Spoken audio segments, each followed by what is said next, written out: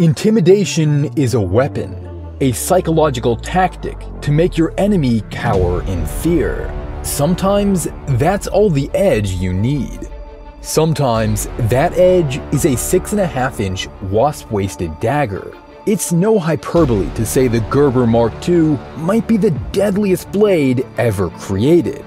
It rose to notoriety thanks to its role in Vietnam, as well as countless pop culture appearances that only solidified its fame as a brutal weapon, ultimately becoming so feared that Gerber was forced to redesign it. The Mark II is so effective thanks to the genius design work of Clarence Holzman. Holzman was an Army captain in the 101st Airborne Division during World War II. But after retiring from service, he felt the call to serve his country in another way. The conflict in Vietnam moved him to draw on his own experiences in battle and craft a fighting knife suitable for modern combat. Taking inspiration from other legendary daggers like the Fairbairn Sykes and Maine's Gladius, Holzman drew up some initial prototypes in 1966. In these early sketches, the most prominent feature of the Mark II is already visible: its 5-degree canted blade. Many theorized that this upward tilt was added to provide better penetration, but Holzman himself says it's offset to permit better concealment in a boot, or avoid snagging on brush when carried at the hip. The blade itself is made from over 6.5 inches of L6 tool steel, sharpened on both sides like a true dagger. It curves slightly inward in a wasp-waisted style to allow for better slicing. The handle is a single-piece cast aluminum oval with non-slip texturing, a shape engineered by Holzman to fit into a foil grip in the palm. Even the pommel is deadly, hardened to strike like a judo staff. Holzman presented his knife to Gerber, who agreed to put it into production. But despite their best efforts, the Mark II was never officially adopted for military issue. Instead, it was offered for sale at the Post Exchange on army bases around the world. Beginning in 1967, soldiers looking to upgrade their gear could purchase a Mark II on their own. And many of them did. The Gerber became a popular choice for special forces like the MAC-V SOG unit, ultimately spreading to thousands of troops. It quickly earned a reputation as the weapon of choice for lethal operations. Unfortunately, back home in America, that reputation was not a positive one. Early advertisements weren't subtle about the effectiveness of the Mark II, crafting a public image that could be described as violent and dangerous. Gerber used brutal language, highlighting phrases such as "designed to be deadly." They proudly stated the pommel could produce death when driven against vital nerve centers, and promoted the blade as a razor-sharp edge for swift, easy movement through tissue, bone, apparel, or field gear.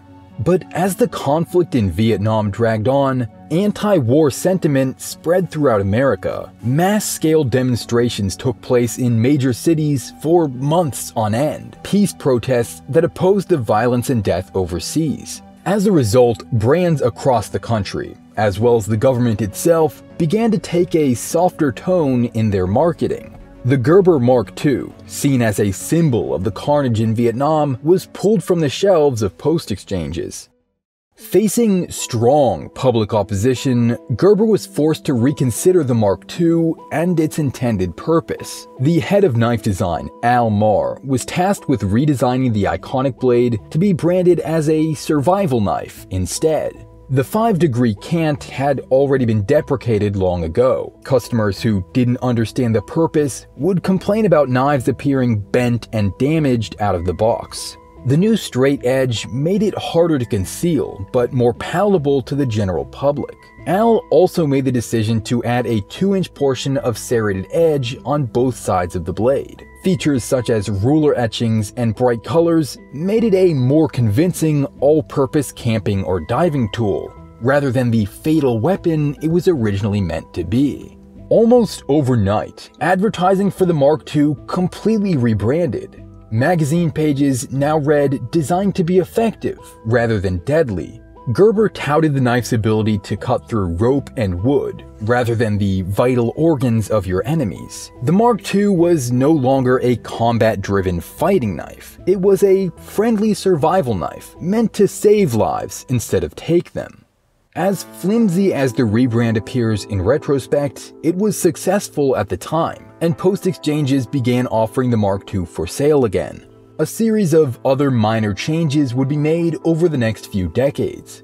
The wasp waist recurve would be removed in favor of a straight edge in 1982. Gerber switched to the modern corrosion-resistant 440C steel at the same time, before ultimately settling on 420HC. Plenty of spin-off models were also offered, including the shortened Mark I boot knife and the Command series that were sharpened on only one side for legal compliance. But the focused killer made in the late 1960s was long gone. After only a few years to build its reputation in combat, the Mark II was softened to appease the public, demoted from the perfect fighting weapon to an impractical survival tool. It was truly born to kill and forced to carve. The Mark II ended production in 1999, and excluding a brief return in 2008, only replicas and loose imitators are sold today. One of the cheapest of these is the Schrade needle I've shown throughout the video. It's by no means an exact copy of the Mark II, but with a 6-inch dagger blade and upturned crossguard, the spirit of the original Gerber is certainly alive in it. I've left an Amazon affiliate link in the description if you want to check it out and help support the channel at the same time. Thanks for watching, and subscribe to hear more knife stories like this.